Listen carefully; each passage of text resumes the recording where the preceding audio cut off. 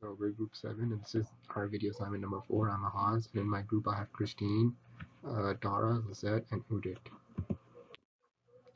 So in this project, we aim to show ways on how IT can impact and engage health behavior.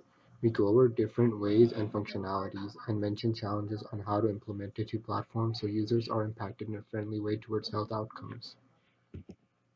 So using IT platforms, there has been a significant change in engaging people more about behavior, health behavior. Using IT tools such as mobile phones with SMS services are beneficial within IT platforms. Other tools include social media and other communication method tools. To identify theories, key health behaviors, target behaviors, and use ways to change strategies to get health outcome results.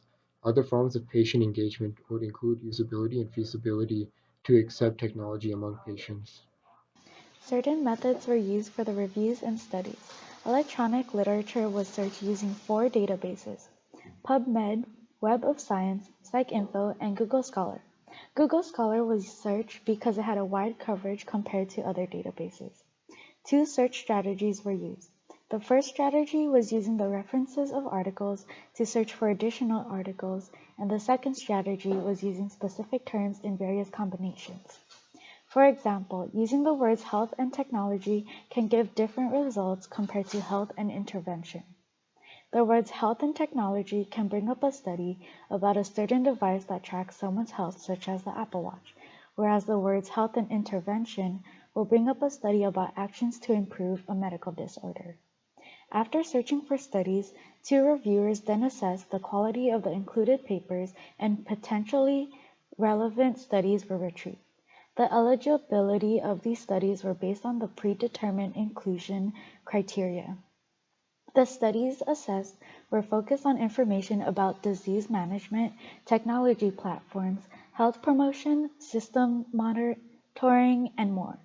To narrow that down, the criteria included things like the name of the study, appropriate research design, strategies, theories, patient engagement, and appropriate data collection methods.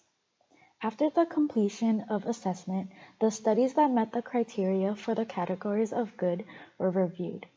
Bad studies were ranked from 0 to 33%, satisfactory studies were ranked from 34 to 66%, and good studies were ranked from 67 to 100%. An investigator would independently review the studies for full text eligibility, then were rechecked for accuracy by another. The eligible studies were broken down and evaluated in a narrative format using some statistical analysis when feasible and summarized systematically. If there were any discrepancies, a joint probability of agreement was made. Most studies use statistical methods to test hypotheses or quantitative findings. Overall, patient engagement was measured by logins, communication with the health care provider via secure message or data download. Results. IT platforms have been shown to improve health behavior among different disease categories, although the majority of the positive impact has been shown among hormonal disorders and eating disorders. For internet-based platforms, 87% of studies showed significant impact on health outcomes, and they also showed that the use of internet-based tailored weight control programs was correlated with significant increases in weight loss. Mobile-based platforms also showed similar outcomes, although 18% of the studies showed undesirable effects from using social media. To summarize, IT platform-based health interventions generally had a greater impact on patients' health outcomes, driving positive healthy behavior change through their patient engagement. They also provided necessary disease information and advice counseling to users that sought resources. The potential of health informatics is seen in popular personal technology such as social media, video games, and telemonitoring technology that can be tailored for the user and also be used to communicate necessary health information. So the second article is about UCI biomedical engineers developing a wearable respiration monitor using a children's toy. And the sensor is called a shrink-eating sensor. And the researchers at UCI, specifically Professor Michelle Kine, developed a wearable disposable respiration monitor. And it's created using a shrink-eating, which is kind of like a band-aid that's placed between your ninth and 10th rib and the abdomen.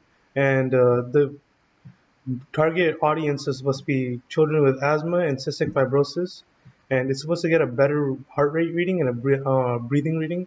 And she got more active in this field because her first son had had a collapsed lung when he was first born. So she became an active part of getting better sensors and helping children who are in this case trying to get better readings so that way so that way doctors can better help them. And this directly links with the first article because it shows that by getting involved in their healthcare, people are actually making a difference.